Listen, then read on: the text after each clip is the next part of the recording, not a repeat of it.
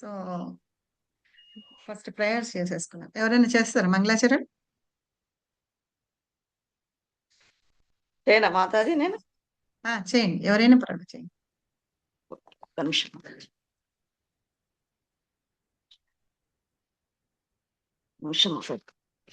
హరే కృష్ణ మాతాజీ, దండవత్ ప్రణామ్. దండవత్ మాతాజీ. ఓం అజ్ఞాన తిమిరాంధస్య జ్ఞానాంజన శలాకయ చక్షుర్మిలితం ఏన తస్మై శ్రీ గురవే నమః.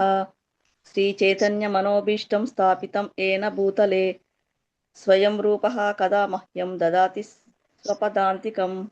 వందేహం శ్రీ గురోః శ్రీయుతపదకమలం శ్రీగురూన్ వైష్ణవాంచ శ్రీరూపం సాగ్రజాతం సహగణ రఘునాథాన్వితం తం సజీవం సాద్వైతం సావధూతం పరిజన సహితం కృష్ణ చైతన్యదేవం శ్రీ రాధాకృష్ణ పాదాన్ సహగణ లలితా శ్రీ విశాఖాన్వితాంశ్చ. హే కృష్ణ కరుణా సింధో దీనబంధో జగత్పతే గోపేశ గోపికా కాంత రాధాకాంత నమోస్తుతే. తప్త కాంచన గౌరాంగి రాధే బృందావనేశ్వరి వృషభానుసుతే దేవి ప్రణమామి హరిప్రియే. నమః. ఓం విష్ణుపాదాయ కృష్ణప్రస్థాయ భూతలే శ్రీమతే భక్తి వేదాంత స్వామిన్ ఇతి నామినే. నమస్తే సారస్వతీ దేవే గౌరవాణి ప్రచారిణే నిర్విశేష శూన్యవాది పాశ్చాత్య దేశ తారిణే. వాంఛాకల్పతరుభ్యక్ష కృపా సింధుభ్య ఏవ చ పతితానాం పావనేభ్యో వైష్ణవేభ్యో నమో నమః. శ్రీకృష్ణ చైతన్య ప్రభు నిత్యానంద శ్రీ అద్వైత గదాధర శ్రీవాసవాది గౌర భక్త బృంద. హరే కృష్ణ కృష్ణ కృష్ణ హరే హరే హరే రామ రామ రామ హరే హరే. హరే కృష్ణ కృష్ణ కృష్ణ హరే హరే హరే రామ రామ రామ హరే హరే. జయ జయ శ్రీ చైతన్య జయ నిత్యానంద జయ అద్వైత చంద్ర జయ గౌర భక్త బృంద. జయ జయ శ్రీ చైతన్య జయ నిత్యానంద జయ అద్వైత చంద్ర జయ గౌర భక్త వృంద. జయ జయ శ్రీ చైతన్య జయ నిత్యానంద జయ అద్వైత చంద్ర జయ గౌర భక్త వృంద. ఓం నమో భగవతే వాసుదేవాయ. ఓం నమో భగవతే వాసుదేవాయ. ఓం నమో భగవతే వాసుదేవాయ. Thank you Mataji. Thank you very much Mataji. Hari బోల్. సరే, నేను క్వశ్చన్ అడుగుతాను మిమ్మల్ని. మనం భగవద్గీతని ఇప్పుడు డిస్ట్రిబ్యూట్ చేశారా ఇది అని అడుగుతున్నాం కదా. మనం ఎందుకు భగవద్గీత అందరికి ఇవ్వాలి, మనం ఎందుకు చేయాలి చెప్పండి ఎవరన్నా. హరి బోల్. మన గీతా జ్ఞానం అందరికి తెలవాలని మాతాజీ. మనం అందరికి కూడా భగవద్గీత అందరికి తెలవాలని. మనం ఒకరమే చదువుకొని మన దగ్గరనే కాదు మాతాజీ, మనలాంటి వాళ్ళు ఎంతో మందికి అది లేకుండా కూడా కొంతమంది ఉంటారు మాతాజీ. ఎవరికైనా సరే దానం చేస్తే మనకు దాని యొక్క ప్రచారం చేసిన పుణ్యం అనేది వస్తుంది నేను అనుకుంటున్నాను మాతాజీ. మరి ఓకే, ఒక కళ్ళు చెప్పండి. నెక్స్ట్ ఎవరు చెప్తారు? వీలైతే హ్యాండ్ రైస్ చేయండి, నేనే పిలుస్తాను మిమ్మల్ని. ఎవరెవరు చెప్పాలనుకుంటున్నారో నా క్వశ్చన్కి answer. Very good. Next Nagesh Prabhu చెప్పండి ప్రభు. వసుదైక కుటుంబం మరి సజ్జన సాంగత్యం కోసం. సజ్జన సాంగత్యం కోసం, ఓకే. ఇంకా వసుదైక కుటుంబం. ఓకే ఓకే ప్రభు. స్వర్ణ మాతాజీ చెప్పండి. మాతాజీ భగవద్గీతలో 18 చాప్టర్లను శ్రీకృష్ణుడు చెప్పాలి మాతాజీ. మీరు ఆగిపోండి మాతాజీ, మీరు ఆగిపోండి అయితే మీరు ఆగిపోండి. విజయ మాతాజీ చెప్పండి.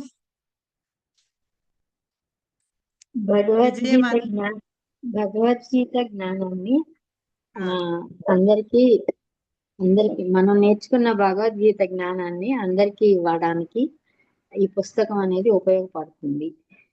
ప్రభుపాదుల వారు ఇది అందరి కోసం అందరికీ చేరాలనే ఆయన ఉద్దేశంతో ఈ భగవద్గీతని అనువాదం చేసి ప్రచారానికి ఇచ్చారు కనుక మనం ఆ యజ్ఞంలో, ఆ ప్రచార యజ్ఞంలో మనం కూడా కొద్దిగా పార్టిసిపేట్ చేయడానికి అవకాశం దొరుకుతుంది.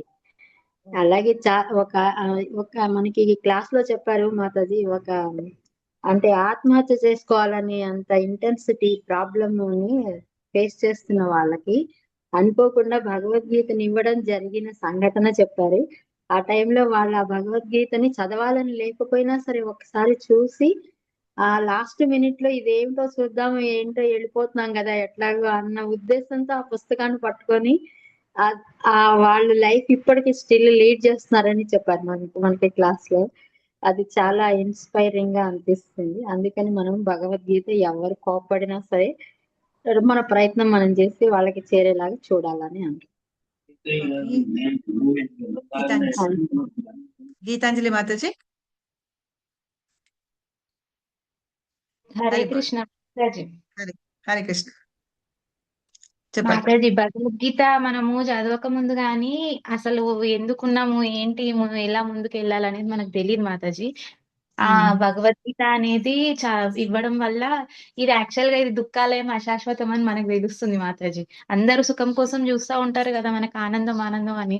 అదంతా అశాశ్వతమైంది ఇందులో అని చెప్పేసి అంటారు కదా మాతాజీ. దేన్నన్నా ఇప్పుడు వాళ్ళకి ఎంత పెద్ద ప్రాబ్లం వచ్చినా, ఎంత సంతోషం వచ్చినా దాన్ని ఎంతగా తీసుకోవాలి అనేది ఈ భగవద్గీతలో మనకు తెలుస్తుంది మాతాజీ.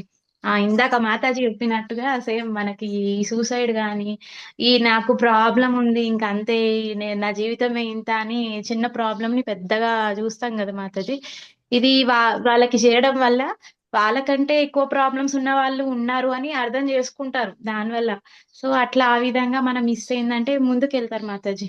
అసలైన ఆనందం ఏంటో అనేది మన భగవద్గీతలో తెలుస్తుంది, జ్ఞానం వస్తుంది. Thank you. ఈ క్వశ్చన్ మీ అందరి ఆన్సర్స్ నాకు చాలా బాగా నచ్చినాయి. అసలు భగవద్గీత అంటే ఏంటి? పాట భగవంతుడు పాడిన పాట. భగవంతుడిని గురించి తెలియజేసేది. ఓకే, భగవంతుని గురించి తెలియజేసేది కాదు, మనం ఎలా జీవించాలి అని చెప్పేది. అయితే ఆ భగవద్గీత అంటే ఏమన్నా డెఫినేషన్ ఏమన్నా ఉందా? ఫలానా ఇది డెఫినేషన్ భగవద్గీత అంటే ఇప్పుడు ఏంటి అంటాను చూసారా మన యాజ్ ఇట్ ఈస్ యథా తథా మాతాజీ. ఆ? యాజ్ ఇట్ యథా తథా అన్నారు కదా భగవద్గీత అంటే. అంటే భగవద్గీతకి ఒక డెఫినేషన్ ఏమన్నా ఉందా? యాక్చువల్ గా మీకు ఏమన్నా ఐడియా ఉందా? చెప్పండి ప్రభు. ప్రాపర్ గా రాదు మాతాజీ, కానీ పాట అంటారు కదా మాతాజీ. మన గీత అంటే భగవంతుడు. అదే మాతాజీ పాట అట్లా వస్తుంది. హరే కృష్ణ మాతాజీ. మాతాజీ గీతని చదువుకొని రాతని మార్చుకోండి. ఓకే, త్రివేణి మాతాజీ. వరలక్ష్మి మాత చెప్పండి. సందేహం నుంచి జ్ఞానోదయం వరకు మనకు గీత చదివితే మనకు. ఓకే, నగేష్ ప్రభు చెప్పండి. లక్ష్మణుడు ఏ విధంగా అయితే లక్ష్మణ రేఖ వేస్తాడో మన భగవంతుడు కూడా మనకి ఒక గీత వేసాడు అనమాట. ఆ గీత దాటితే మనకి అన్ని ఇబ్బందులు ఎదురు. సరే, మీ అందరి ఆన్సర్స్ కరెక్టే ఉన్నాయి, బానే ఉన్నాయి. కానీ భగవద్గీతలోనే భగవద్గీత డెఫినేషన్ ఏంటి అని శ్రీల ప్రభుపాద చెప్పారు. మనం స్టార్టింగ్ లో ఇంట్రడక్షన్ చెప్పుకున్నప్పుడు చెప్పాం, మీకు ఎవరికి గుర్తులేదు అనుకుంటాను. భగవద్గీత అంటే ఏంటి అంటే, ఎవరి దగ్గర బుక్స్ ఉంటే కనుక చూసుకోండి.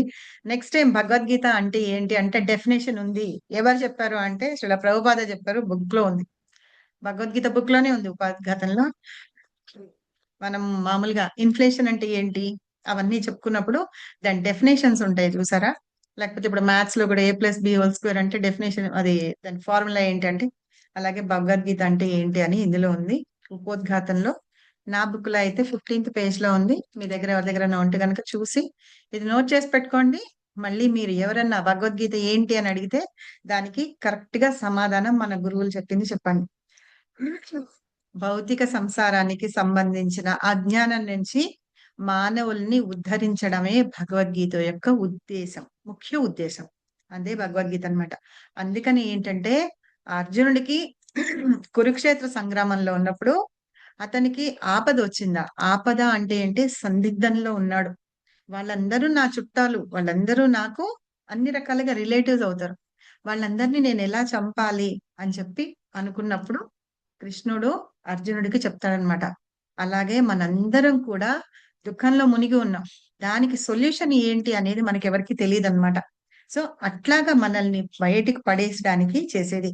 అందుకనే అర్జునుడు ఏం చేశాడు, ఎప్పుడైనా ఎవరినైనా మనము ఏమన్నా అడగాలి అంటే గనక వాళ్ళకి సరెండర్ అవుతున్నట్టుగా ఉండాలి. అలాగే అర్జునుడు కృష్ణుడికి చెప్పి నువ్వు నా గురువువి అన్నాడు ఒక శ్లోకంలో. చెప్తారా ఎవరైనా? స్టార్టింగ్ అందిస్తాను.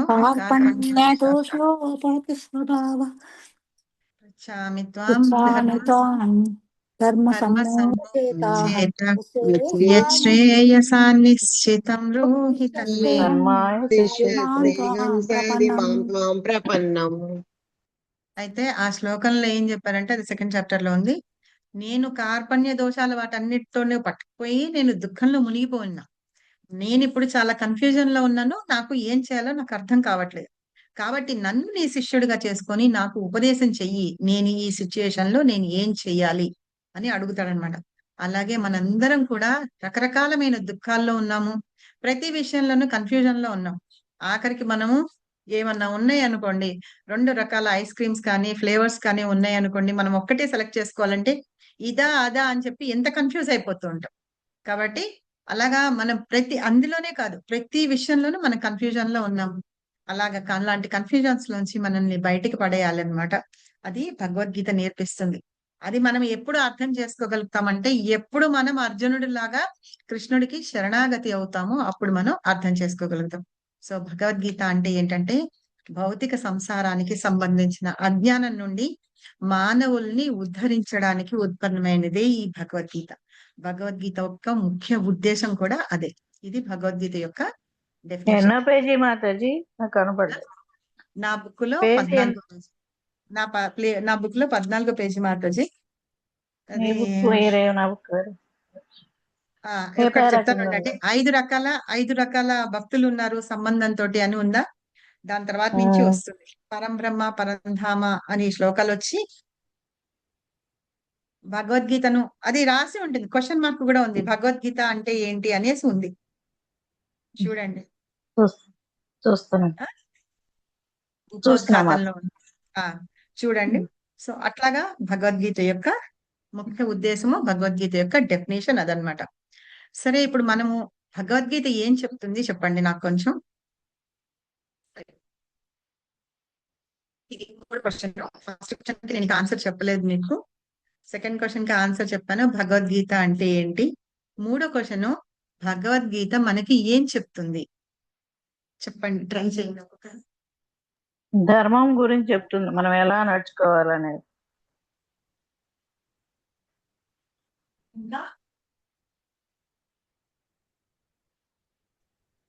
ఇంకేం చెప్తుంది? సరే, కృష్ణకుమారి మాత చెప్పండి. మాతాజీ, మన నిత్య జీవితంలో జరిగే ఎన్నో సమస్యలకు అది మనం చూసుకుంటే మనకు సమాధానం దొరుకుతుంది మాతాజీ. మన నిత్య జీవితంలో మనకి కష్ట సుఖాలన్నీ దాన్ని చూసుకుంటే మనకు కష్టం ఎంత అని అనిపిస్తుంది మాతాజీ. సరే, ఒక నిత్య జీవితంలో ఒక కష్టం అంటే ఒక కష్టం చెప్పి దానికి సొల్యూషన్ చెప్పండి భగవద్గీతలోంచి. మాతాజీ, ఎవరైనా మనం పట్టించుకోవద్దు, మనం చేసే కర్మఫలం మనం అనుభవిస్తాము. అంతా కృష్ణుడు జయిస్తున్నాడు. కృష్ణుని మాయనే. మనకేది మంచి కావాలనో అది ఇస్తాడు, మనకేది మంచిది కాదో మనకి ఇయ్యడు. అది ఇయ్యలేదు అని మనం అడగొద్దు మాతాజీ. సూపర్. ఓకే, నెక్స్ట్ గీతాంజలి మాత చెప్పండి. మాతాజీ, భగవద్గీత వల్ల మనం ఒక ఆత్మ అని తెలుసుకుంటాం మాతాజీ. శరీరం కాదని గుర్తుపడతాం. మనము ఈ శరీరం కాదు ఆత్మ అని తెలుసుకుంటాం. తర్వాత చెప్పండి దాని కంటిన్యూషన్. భయం పోతుంది మాతాజీ.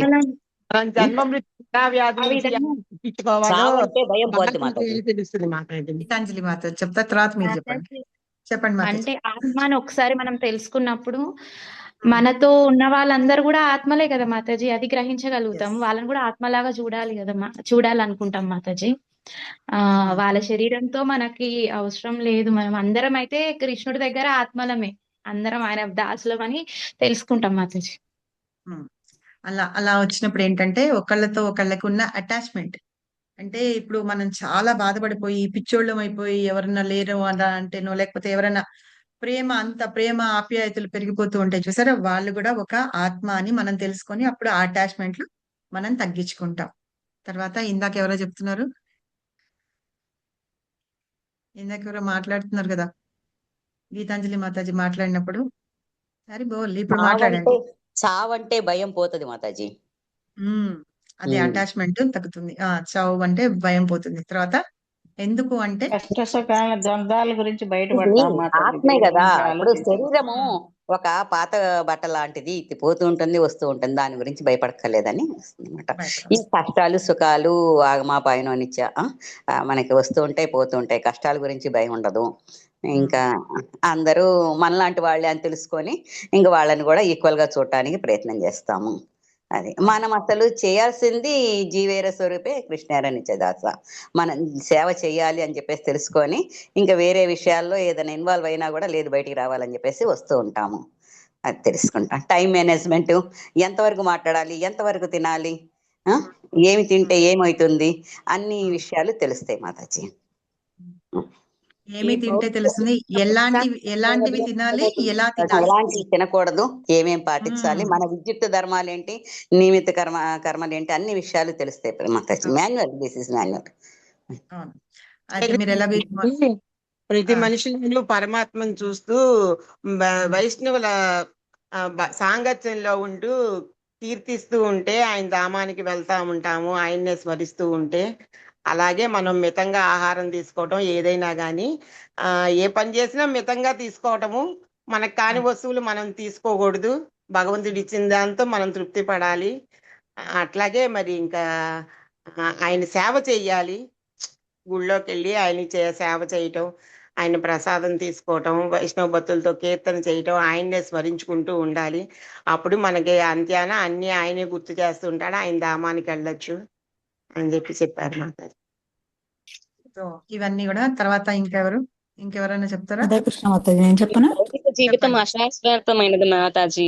దాని నుంచి విముక్తి పొందడానికి మనం చాలా జ్ఞానం నేర్చుకుంటాం భగవద్గీత చదవటం వల్ల. జ్ఞానం అంటే ఏంటి? కొద్దిసేపు హరే కృష్ణ మాతాజీ, నేను చెప్పండి. చెప్పనా? ఇంకా నేను వచ్చిందే జ్ఞానం అని చెప్పారు కదా మాతాజీ. ఏంటి మాతాజీ? వేదాల నుంచి వచ్చిందే, వేదానికి సంబంధించిందే జ్ఞానం అని చెప్పారు కదా. చెప్పండి మాతాజీ. స్వర్ణ మాతాజీ చెప్పండి, చెప్తా ఉండండి మీకు. నేనేం చెప్పాలనుకున్నానంటే, మనం సాకారాన్ని పూజించాలి, నిరాకారాన్ని అని నమ్మకూడదు. సాకారాన్ని పూజిస్తూ మనం ఎలా అంటే భగవంతునికి మన అవయవాలన్నీ, మన ఇంద్రియాలు, మన అవయవాలన్నీ కూడా భగవంతుని సేవకి వినియోగించాలి. మన పాదాలు గుడికి వెళ్ళడము, మన చేతితో ఆయన నమస్కరించడము, మన మనసుతో ఆయన ధ్యానించడము, మనం చేసే కర్మాలన్నీ కూడా భగవంతుని కోసం చేయాలి. అది మాత్రం భగవంతుడు చెప్పాడు. అతనికి ఎలా ప్రియం అనేది కూడా చెప్పాడు, ఎవరు తనకు ప్రియం అనేది కూడా చెప్పాడు. అలాగే సత్వగుణం నుంచి విశుద్ధ సత్వగుణంకి వస్తే తన దగ్గరికి వస్తారని చెప్పాడు మాతాజీ. నగేష్ ప్రభు, మీరు మాట్లాడాలనుకున్నారా? చెప్పండి. ప్రభు కూడా ఛాన్స్ ఇద్దాం. ప్రభు చెప్పండి. హరిబోల్ మాట్లాడతారా ప్రభు? మీరు మాట్లాడండి. Duties, responsibilities. మరి బ్రహ్మ అంటే ఏంటి అంటే సమర్థ దృష్టితో ఉన్నవాడు, అంటే శునక మాంసం తినేవాడితో కూడా సమానంగా ఉండేవాడే బ్రహ్మణుడు అని చెప్పారు.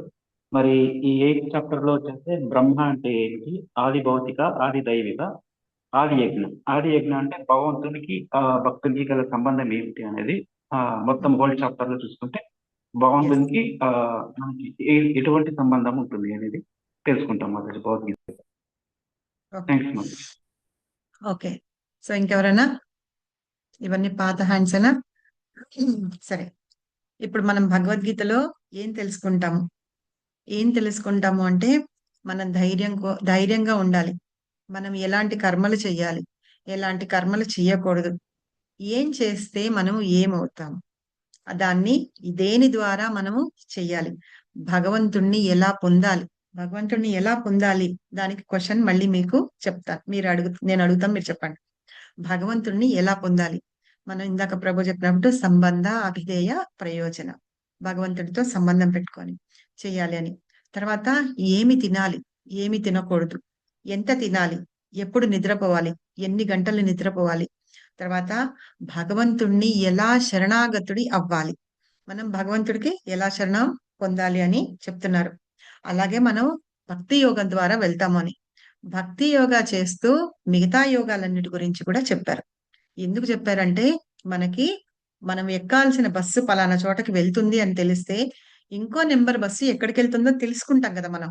అది తెలుసుకొని ఆ రూట్ మన వైపు వెళ్తుందా లేదా అని మనం ఎలా అయితే తెలుసుకుంటామో అలాగే ఈ అష్టాంగ యోగ కానీ, జ్ఞాన యోగ, ధ్యాన యోగ, కర్మ యోగ ఏవేవైతే ఉన్నాయో ఇవన్నీ కూడా ఏంటంటే వాటి వరకు ఉన్నాయి అంతే. అవన్నీ కూడా మనకి ఇక్కడ భగవద్గీతలో చెప్పి ఉన్నారు. కాకపోతే ఏంటంటే ఈ అన్నిటికంటే కూడా ముఖ్యమైనది, ఇంపార్టెంట్ అయినది భక్తి యోగ. ఎందుకు అది టాప్ మోస్ట్ అయిందంటే దాని ద్వారా మాత్రమే మనం భగవంతుణ్ణి చేరుకోగలుగుతాం. భక్తి యోగా ఏంటంటే భగవంతుడికి సేవ చేయడం. దానికి పెద్ద క్వాలిఫికేషన్స్ ఏం అవసరంలా. నేను పెద్ద స్కాలర్ అవ్వాలి, నేను పెద్ద డిగ్రీలు పొందాలి, పిహెచ్డీలు చేయాలి, ఏమీ అవసరం లేదు. ఎవరైనా సరే మనం ఏ కాస్ట్, ఏ కల్చరు, ఏ క్రీడు అని ఏమీ లేకుండా ప్రతి ఒక్కళ్ళు భగవంతుని యొక్క భక్తి చేయొచ్చు అన్నమాట. ఆ భగవంతుని యొక్క భక్తి ఎట్లా చేస్తాము అంటే గురువు ద్వారా నేర్చుకొని చేస్తాము. అది అది నేర్చుకుంటాం మనం గురువు ద్వారా నేర్చుకుంటాం. ఆ తర్వాత ఒకటి శ్లోకం ఉంది కదా, గుర్తుందా? ఆ గురువుని ఎలా సంప్రదించాలి, మనము ఎలా అడగాలి అని ఒక శ్లోకం ఉంది. తద్విద్ది ప్రణిపాతేన పరప్రశ్నే తద్విద్ది ప్రణిపాతేన. జ్ఞానం జ్ఞానినా సత్వదర్శనః. గురువుని ఎలా అప్రోచ్ అవ్వాలి మనం అంటే వినయంగా ఉండాలి. అప్పుడే మనకి వాళ్ళ దగ్గర నుంచి జ్ఞానం వస్తుంది. అది కూడా చెప్పారు. తర్వాత భగవంతుడికి సేవ చేస్తున్నాం అన్నాము. ఎలా సేవ చేయాలి అంటే భక్తితోటి, ప్రేమతోటి చేయాలి. ఎలా అయితే మన పిల్లలకి మనం ఎంతో ప్రేమగా పక్కన కూర్చొని అన్నం తినిపిస్తాము, చేస్తాము. మనం పెద్దవాళ్ళైనా వాళ్ళు పెద్దవాళ్ళయి వాళ్ళకి పిల్లలున్నా సరే వాళ్ళు వేరే దేశాల్లో ఉన్నా, వేరే ప్లేస్ లో ఉంటున్నా, మన ఇంట్లో ఉంటున్నా, ఆఫీస్ నుంచి వచ్చినా వాళ్ళ ఆవిడ, పిల్లలు వాళ్ళు పడుకున్నా తల్లి మాత్రం మేల్కొని చూస్తూ ఉంటుంది కొడుకు ఇంకా రాలేదు అని. వచ్చిన తర్వాత కంచం పెట్టి ఎంత ప్రేమగా అన్నం అయితే ఎలాగ పెడుతుందో మనం భగవంతుడికి కూడా అట్లాగే మనం ఆఫర్ చేయాలన్నమాట. దానికి శ్లోకం ఏంటి చెప్పండి? పత్రం పుష్పం ఫలం తోయం యోమే భక్త్యా ప్రయచ్చతి ఉంది కదా, అదనమాట. అందులో మీరు ఏదన్నా పెట్టండి, పత్రం పెట్టండి, పుష్పం పెట్టండి, ఫలం పెట్టండి, తోయం వాటర్ పెట్టండి, ఏదన్నా పెట్టండి, ప్రేమతో పెట్టండి అని అందులో 2 సార్లు చెప్తారనమాట. ప్రేమతోటి, భక్తితోటి నాకు నువ్వు ఏమిచ్చినా నేను తీసుకుంటాను, అలాగా నువ్వు నాకు సేవ చెయ్యి అని చెప్తున్నారు. తర్వాత మనకి 3 గుణాల్లో ఉంటామని చెప్పి, సత్వరజ తమో గుణాల్లో ఉంటామని చెప్పి, అలాగే మనం తినే ఆహారం కూడా ఎలా వస్తుంది, ఎక్కడి నుంచి వస్తుందంటే యజ్ఞం చేయడం ద్వారా వస్తుంది. యజ్ఞం మూలంగా వానలు పడతాయని, ఆ వానల మూలంగా పంటలు అవన్నీ వస్తాయి. దాని ద్వారా మనకి ఆహారం వస్తుంది. ఈ ఆహారాన్ని మనం భగవంతుడికి ఆఫర్ చేస్తామన్నమాట.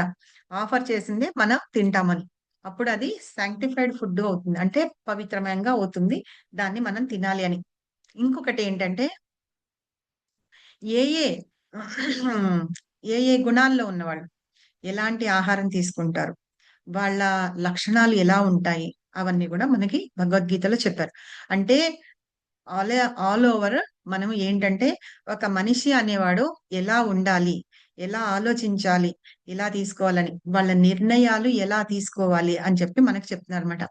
అదే ఫస్ట్ అర్జునుడికి ఎందుకు చెప్పారు? ఇది కూడా ఒక శ్లోకం ఉంది, గుర్తుంది కదా మీకు? హరి బోల్. ఒక శ్లోకం ఉంది, చెప్పానా? 4th చాప్టర్ లోనా? వినిపిస్తున్నా కదా నేను? భక్తోస్మే సఖో చేతి అని వస్తుంది కదా. ఎందుకు చెప్పారట? నా అర్జునుడు భక్తుడివి, నా శిష్యుడివి, నా ఫ్రెండ్. Correct correct. ఆ శ్లోకం చేస్తున్నాను 4th చాప్టర్ లో 3rd శ్లోకం అదేనా? స ఏవాయం మాయతేధ్య యోగ ప్రోక్తా పురాతనః భక్తోస్మి మే సఖా చేతి రహస్యం హేతుత్తమం.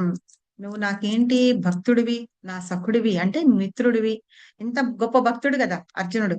అందుకనే అర్జునుడికి ఈ రహస్యమైన యోగాన్ని అర్జునుడికి వివరించారనమాట.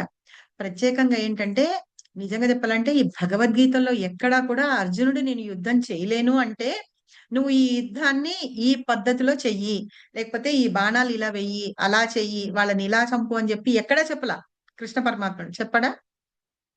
చెప్పారా ఎక్కడన్నా? చెప్పలేదు మాతాజీ. కాకపోతే 11th చాప్టర్ మాతాజీ చెప్పలేదు. 11th చాప్టర్ లో ఏం చెప్పారు? అని చెప్తుంటే అందరినీ నేను ముందే చంపేశానని చెప్తాడు. అందరిని చంపేశాన కంటే కూడా తన భక్తులకి క్రెడిట్ ఇవ్వాలి. ఏంటంటే అక్కడ ఉన్న వాళ్ళందరినీ కూడా ఏంటంటే చంపేసేయాలి అంటే తప్పులు చేసిన వాళ్ళని శిక్షించడం. ఆయన ఎందుకు వస్తారు, దుర్మార్గుని రక్షించు. ఎందుకు వస్తారు అని చెప్పేసి ఆల్రెడీ చెప్పారు కదా మనకి. సో ధర్మాన్ని రక్షించడానికి వాటికి నేను వస్తాను, పరిత్రాణాయ సాధూనం, అందుకోసం వస్తానని చెప్పారు. అయితే అర్జునుడికి తను యుద్ధం చేయలేను అనంటే నువ్వు నీ కర్తవ్యాన్ని నిర్వహించు, నువ్వు ధైర్యంతో ముందుకు వెళ్ళు అని చెప్పారు. ఆ మాటలన్నీ ఇవన్నీ చెప్పిన తర్వాత అర్జునుడు ఏం చేశాడు, నువ్వు నాకు ఎలాగైతే సలహా చెప్పావో నేను దాని ప్రకారం చేస్తాను అని చెప్పి తన కర్తవ్యాన్ని నిర్వహించడానికి వెళ్ళి యుద్ధం చేశాడు అనమాట. ఇప్పుడు మనందరికీ కూడా అంటే మన కర్తవ్యం ఏంటి, మన డ్యూటీస్ ఏంటి, రెస్పాన్సిబిలిటీస్ ఏంటి, అవి చేయమని. సరే నువ్వు నీ కర్తవ్యాన్ని నిర్వహిస్తూ మని నన్ను కూడా ధ్యానం చెయ్యి, నాకు శరణాగతుడు అవ్వు అని చెప్పారు. అర్జునుడికి చెప్పిన తర్వాత ఎవరైతే ఈ భగవద్గీతను అందరికీ చెప్తూ ఉంటారో అందుకనే మనం బుక్ డిస్ట్రిబ్యూషన్ అనేది చేస్తున్నాం అన్నమాట. ఎవరైతే ఈ భగవద్గీతని అందరికీ చెప్తారో, వినిపిస్తారో, పంచి పెడతారో, మీరు వాళ్ళకి ఇంకా ఏం చెప్తారు, నేర్పిస్తూ ఉంటారు చూసారా, అలాంటి వాళ్ళంటే నాకు చాలా ఇష్టం కాబట్టి ఈ భగవద్గీతని అందరికీ ఇవ్వమని చెప్పారనమాట. ఇది 18.69 లో ఇందాక స్వర్ణ మాతాజీ చెప్తున్నది. నచ తస్యాన్ మనుష్యేషే కశ్చిన్ మే ప్రియకృత్యమః భవితా నచ మే తస్మా అన్య పితరో భువి ప్రియతరో భువి. అంటే ఈ భూమి మీద నాకు ఎవరంటే ఎంత ఇష్టం అంటే వేరే నాకు అతని కంటే ప్రియమైన సేవకుడు మరొకడు ఈ ప్రపంచంలో లేనే లేడుట. ఎందుకు అంటే అతను భగవద్గీత అనేది వాళ్ళు పంచిపెడుతూ ఉంటారు కాబట్టి, వాళ్ళు నేను చెప్పింది ఎవరికైతే పంచిపెడుతూ ఉంటారో వాళ్ళంటే నాకు చాలా ఇష్టమైన వాళ్ళని కృష్ణ పరమాత్మ స్వయంగా చెప్పాడు. ఇప్పుడు మనం అందరం కృష్ణుడికి ప్రియమైన వాళ్ళం కావాలి అంటే మనం ఆయనకి సేవ చేస్తూ ఉంటాం కదా, ఆయనకి ప్రియమైన వాళ్ళమైతే ఏమవుతుంది, ఆయన ధామానికి వెళ్తాము, ఆయన చేరుకోగలుగుతాం. మనం భగవంతుని యొక్క ప్రేమ పొందాం అనుకోండి, మనం ఆయన దగ్గరికి వెళ్ళిపోతాం అన్నమాట. అదే మన లక్ష్యం కూడా అదే కదా. అందుకని మనం ఈ భగవద్గీత అనేది అందరికి డిస్ట్రిబ్యూట్ చేస్తాం అన్నమాట. ఓకేనా, దానికి ఆన్సర్ అది. నెక్స్ట్ టైము భగవద్గీత ఎందుకు డిస్ట్రిబ్యూట్ చేస్తున్నారు, చేయాలి ఇవి అని మీకే డౌట్స్ వచ్చినా సరే భగవద్గీతలో ప్రతి దానికి ఆన్సర్. ఓకే, తర్వాత మనందరం భగవంతుని భక్తి చేయాలి, సేవ చేయాలి అంటే ఆయనకు ఆఫర్ చేయాలి, వండుతాము, ఆయనకి ప్రాణామం చేస్తామని చెప్తాం కదా. ఇప్పుడు మీకు ఎప్పుడన్నా డౌట్ వచ్చిందా మనం జపం ఎందుకు చేయాలి అని? ఇది ఇంకో క్వశ్చన్. మాతాజీ మనలో ఉన్న మలినాలు తొలగిపోవటానికి, మనలో ఉన్న మలినాలు పోవటానికి. ఓకే, ఇంకా వారి సేవలో మనం ఎంగేజ్ అవ్వాలి కదా మాతాజీ. ఏంటి మాతాజీ? క్లీన్సింగ్ అవుతుంది మాతాజీ. క్లీన్సింగ్ అవుతుంది. ఓకే, హరే కృష్ణ మాతాజీ. నిన్న మనం చదువుకున్నాం కదా మాతాజీ 8.7 లో మనం ప్లీజ్ 8.7 లో నిన్న మీరు చెప్పారు కదా మాతాజీ, మన విద్యుత్ ధర్మాలు ఏవైతే ఉన్నాయో అవి నిర్వహిస్తూ హరే కృష్ణ మంత్రాన్ని కీర్తిస్తూ స్మరిస్తూ ఉంటే నా ధామానికి చేరతాము అని చెప్పి భగవంతుడు చెప్పారని చెప్పారు. అది ఎక్కడన్నా ఉందా అంటే మనము ఏదన్నా అడుగుతాం అనుకోండి, మనం మన పిల్లలకే మనం ఏమన్నా చెప్తాం అనుకోండి, ఎవరు చెప్పారు, అన్ని నీ సొంతంగా కల్పించుకొని చెప్తున్నావా అని అడుగుతారు కదా. అలాగే మనకి జపం చెయ్యండి అని ఎవరు చెప్పారు, ఎందుకు చెప్పారు, ఎప్పుడు చెప్పారు, ఎక్కడ చెప్పారు? చైతన్య మహాప్రభు చెప్పారు మాతాజీ. హరినామ సంకీర్తనమే ముఖ్యమని చెప్పారు మాతాజీ. ఓకే, కలియుగ జనులు మంద బుద్ధులు గలవాళ్ళు, వాళ్ళకి చేయలేరు కాబట్టి ఈజీ పద్ధతి అనే దానికి ఇది కలియుగ నామం అనేది హరినామం అనేది ఇచ్చారు మాతాజీ. దీన్ని చేస్తా ఉంటే దీనికి ఏం ఆచారాలు కూడా లేవు, ఇది చెయ్యండి అని సంకీర్తన యజ్ఞం అని చెప్పారు మాతాజీ. ఇంకా అన్ని వేరే యుగాల్లో యజ్ఞం చేస్తారు, ఈ యుగంలో నామ సంకీర్తన యజ్ఞం అని చెప్పారు. యజ్ఞాలని లేకపోతే ద్వాపర యుగంలో ఇది అని, కలియుగంలో నామ సంకీర్తన అని చెప్పి అది తెలియకోవటం కోసం శ్రీ చైతన్య మహాప్రభువు అందరినీ ఉద్ధరించడం కోసం భూమి మీదకి వచ్చి నామం చెయ్యాలి అని చెప్పారని చెప్పారు కదా మాతాజీ. హరే నామ కేవలం అని చెప్పారు మాతాజీ. 3 సార్లు చెప్తే ఇంకా దానికి తిరుగులేదని చెప్తారు కదా మాతాజీ. కలో నాస్తేవ నాస్తేవ గతిరన్మద. ఇంకెవరైనా చెప్తారా? మాతాజీ భగవద్గీతలో యజ్ఞానం జపయజ్ఞోస్మి అక్కడ ఫస్ట్ చెప్పారు. తర్వాత మళ్ళీ మీరుండండి మీరుండండి మీరుండండి మీరుండండి. ఇంకా కలికల్మషనాశనం కదా మాతాజీ. నాకు ఉంది మాతాజీ మైండ్ లో అదే ఉంది. కలికల్మషనాశనం అంటారు కదా మాతాజీ. ఇంకా ఇంకెక్కడ చెప్పారు? మన భగవద్గీతలో ప్రతి శ్లోకాస్లో ఉంటుంది కదా మాతాజీ. లాస్ట్ కి అదే ఖచ్చితంగా చెప్తారు కదా, హరినామ చెయ్యాలి నిరంతరం అని చెప్తారు మాతాజీ. పద్మజ మాతాజీ సగం చెప్పారు ఆన్సరు. అంటే 10వ చాప్టర్ లో చెప్తారు అనమాట. యజ్ఞాలు అన్ని విభూతులు చెప్తుంటారు కదా భగవంతుడు. 11th చాప్టర్ లో చెప్తారు కదా అన్ని విభూతులు నేనని. అక్కడ ఒక శ్లోకంలో చెప్తారు. ఏం శ్లోకం చెప్పండి మాతాజీ, రిఫరెన్స్ చెప్పండి.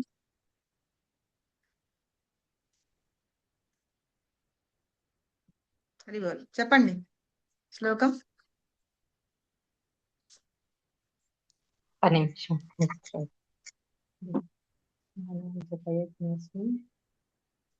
వేదానం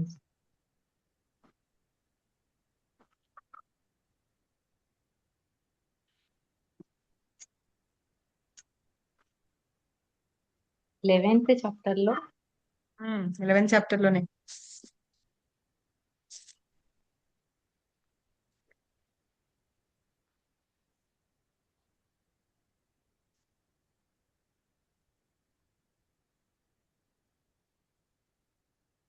విన్నా.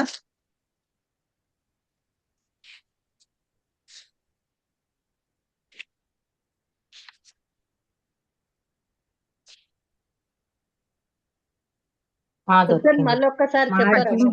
10th chapter 25 Mataji. 10th chapter 25 మహర్షి భృగురం గిరమస్యే గిరిం అస్మేకం అక్షరం యజ్ఞాన్ జపయజ్ఞోస్మి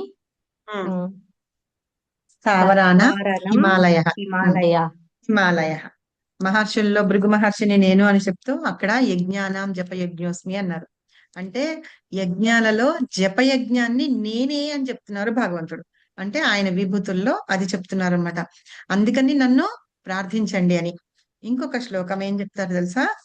11వ చాప్టర్ లో 18వ శ్లోకం. నోట్ చేసుకునే వాళ్ళు నోట్ చేసి పెట్టుకోండి. ఇది ఏంటంటే భగవంతుణ్ణి ఎలా ప్రయత్నం చేయాలి అని చెప్తారనమాట. త్వమక్షరం పరమం వేదితవ్యం త్వమస్య విశ్వస్య పరం నిధానం త్వమవ్యయం శాశ్వత ధర్మగోప్త సనాతనస్త్వం పురుషో మతోమి అని. దివ్యమైన ఆది ధ్యేయం ఎవరు? విశ్వానికి అంతటికి పరంధాముడు ఎవరు? భగవంతుడు. ఆయన అవ్యయుడు, సనాతనుడు, శాశ్వత ధర్మ రక్షకుడు. ఆయనే దేవాది దేవుడు అని అర్జునుడు స్వయంగా చెప్తున్నాడు అనమాట.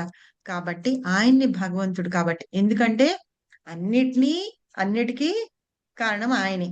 ధర్మాన్ని రక్షించేది ఆయనే. ఇవన్నీ శాశ్వత ధర్మ రక్షకుడు. మనల్ని ఎవరైనా రక్షించగలడు అంటే భగవంతుడు తప్ప ఇంకెవరూ రక్షించలేరు. కాబట్టి ఆయనే ధర్మ రక్షకుడు కాబట్టి ఆయన్ని మనల్ని ప్రార్థించాలి అని చెప్తున్నారు.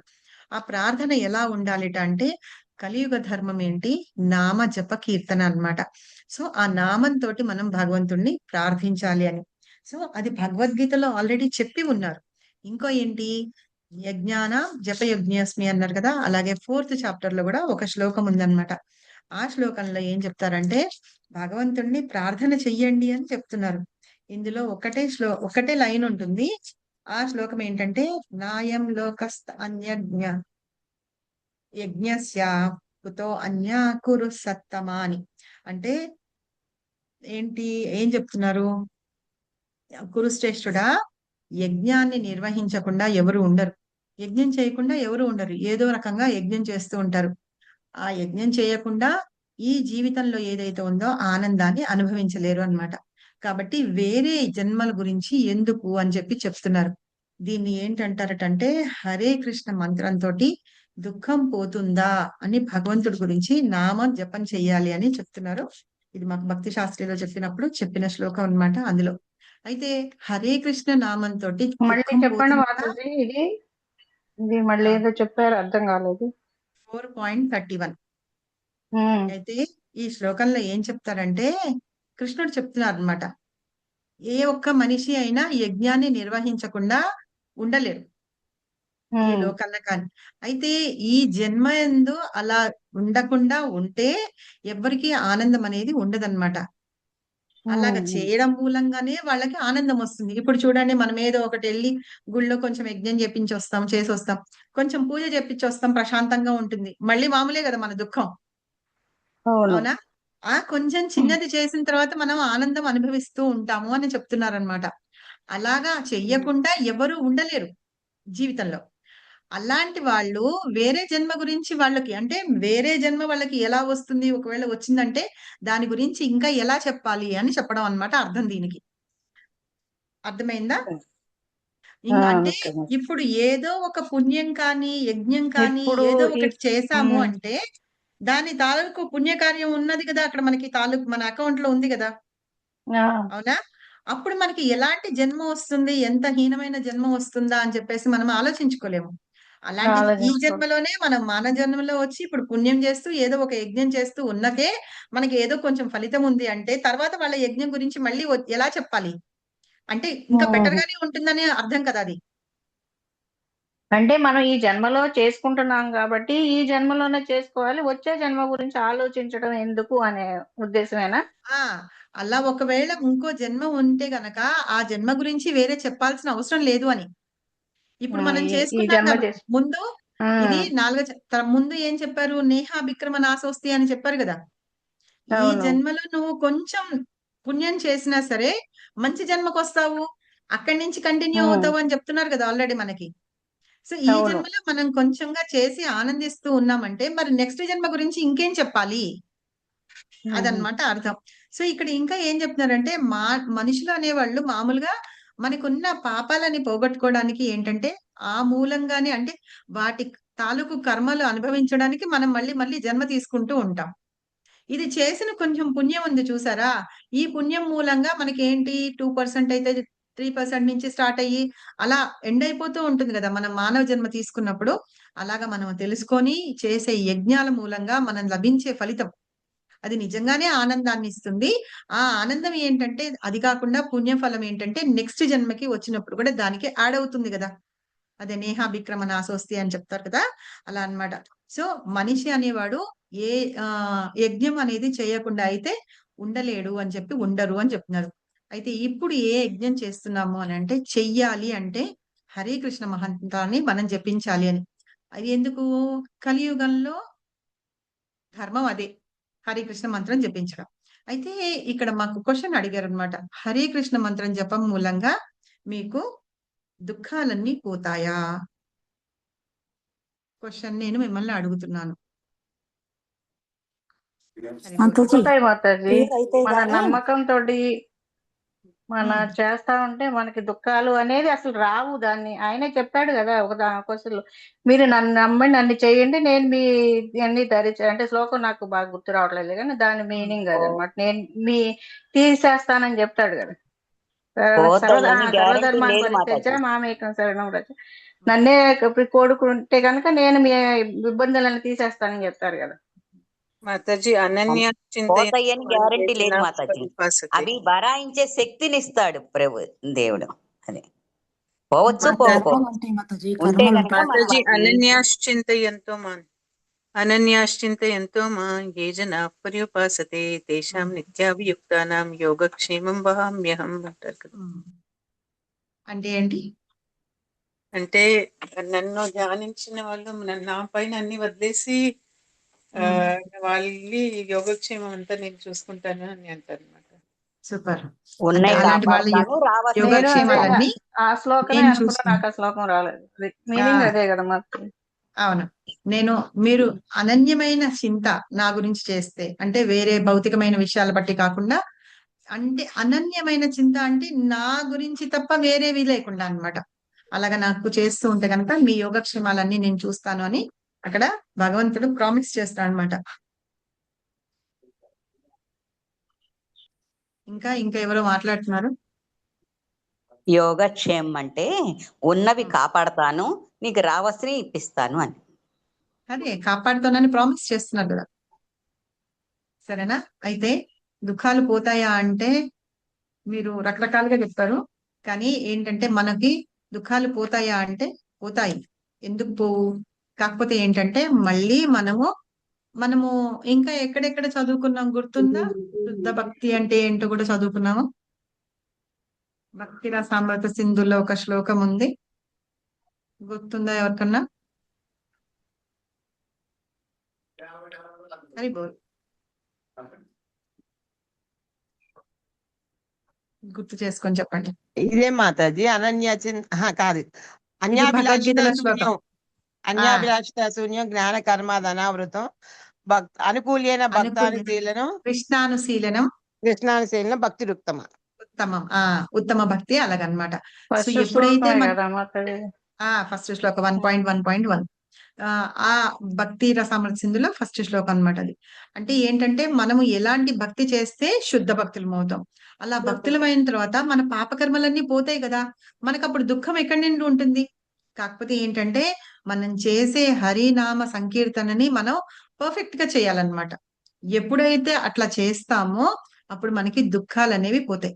కాకపోతే కర్మ తాలూకు ఫలాలు మనము అనుభవించాల్సి వస్తుంది. ప్రతి ఒక్కళ్ళు, ఈవెన్ బ్రహ్మదేవుడి దగ్గర నుంచి చిన్న చీమ దగ్గర వరకు కూడా అందరూ కర్మ ఫలాలు అనుభవించాల్సి వస్తుంది. కానీ ఆ అనుభవించడానికి కావలసిన శక్తి సామర్థ్యాలు భగవంతుడు మనకి ఇస్తాడనమాట. ఎప్పుడైతే మనం శుద్ధ భక్తిలోకి మనం వెళ్తామో భగవంతుని నామాన్ని ఆయనది అలాగే అన్యాభిలాషిత శూన్యంగా మనం చేస్తూ ఉంటామో అప్పుడు అది శుద్ధ భక్తి అవుతుంది. అప్పుడు మనది ఏమి ఉండవన్నమాట. అయితే హరినామ కీర్తన వల్ల చాలా మిరాకిల్స్ జరిగాయి అని చెప్పి మనం చెప్పుకుంటూ ఉంటాము. ఎవరన్నా ఏమన్నా గుర్తున్నాయా? ఎవరికన్నా గుర్తుంది? హరిదాస్ ఠాకూర్ మాతాజీ 4 కూడళ్ళు కూడా అతను కొడితే కూడా అతను హరినామం చేస్తున్నాడు కాబట్టి అంత శక్తి ఇస్తాడు భగవంతుడు. అలాగే ప్రాస్టిట్యూట్ ఇచ్చి కూర్చుంటే కూడా అతడు మనసు చలించదు, ఆమెనే మార్చగలుగుతాడు. హరినామం అంత పవర్ఫుల్ మాతాజీ. సో ఆయన బాధపడ్డా? దుఃఖం కలిగిందా ఆయనకి? లేదు దుఃఖం మాతాజీ, కలిగిందా? దుఃఖం కలవలేదు మాతాజీ. ఆయన హరినామాన్ని జపించలేకపోయినానని బాధపడుతున్నాడు లాస్ట్ మూమెంట్ లో. అంతేగాని వీళ్ళు వచ్చి నన్ను డిస్టర్బ్ చేస్తున్నారు, ఇట్లా చేస్తున్నారు, అట్లా చేస్తున్నారు అని చెప్పి హరినామంతో దుఃఖాలు పోతాయా అంటే పోతాయి.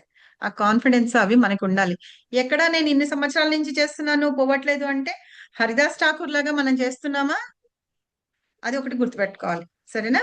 ఇంకొకటి అయితే ఈ నామాన్ని ఎవరు పఠిస్తూ ఉన్నారు అని అంటే నిన్న మేము వెళ్ళినప్పుడు మన రాధేశ్యామ ప్రభు చెప్తున్నారు అనమాట. స్వయంగా భగవంతుడు భక్తుడిలాగా వచ్చి ఆయనే జపం చేస్తున్నారు. నిత్యానంద ప్రభు ఎవరు? బలరాముడు. బలరాముడు ఆదిశేషుడు. అవునా? ఆదిశేషుడు ఇప్పటికీ ఇంకా 1000 నాలుకలతో కీర్తిస్తూ ఉన్నాడు భగవంతుడి గుణగణాలు. సో ఆయన వచ్చి బలరాముడు ఇంకా కాలేదు, ఇంకా కాలేదన్నమాట. అలా భగవంతుడి నామాలని కీర్తిస్తూనే ఉన్నాడు ఆదిశేషుడు. అయితే ఈ బలరాముడు కూడా వచ్చి ఏంటంటే అందరి దగ్గరికి వెళ్ళి ఆయన ఎట్లా ఉన్నారట, బ్లూ కలర్ పంచ కట్టుకొని నెత్తి మీద ఇవి పెట్టుకొని మంచిగా ఉన్నారు. చక్కగా చూడడానికి వాళ్ళు చాలా అందంగా కూడా ఉంటారు. బలరామకృష్ణుడు గౌరవనీత ఆయన చూసారు కదా మీరు, మన పుస్తకాల్లో కూడా ఉన్నా కదా, చైతన్య చరితామృత వాటిల్లో ఉన్నారే గౌరవనీత. ఎంత అందంగా ఉంటారు వాళ్ళిద్దరు. అసలు గౌరంగ మహాప్రభు అయితే చూడడానికి 6 ఫీట్ హైట్ లో ఉంటారు. ఒకప్పుడు ఆయన నామకీర్తన చేస్తూ చేతులు ఎత్తితేట ఈ చేతులు ఆకాశాన్ని అంటున్నాయా అన్నట్టుగా ఉంటుందట. సో అట్లాగా మహాప్రభు స్వయంగా భగవంతుడు వచ్చి అలాగే బలరాముడు వచ్చి వీళ్ళందరూ మనల్ని హరినామం చెప్పండి, హరినామం చెప్పండి అని వాళ్ళు అంటూ మన చేత చెప్పిస్తున్నారు అనమాట. సో ఇంకొక 2 ఎగ్జాంపుల్స్ చెప్తా.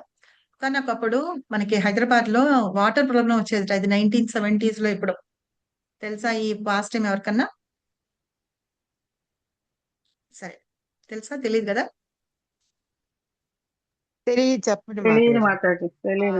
అయితే నీళ్లు లేక అందరూ చాలా బాధపడుతూ ఉన్నారట.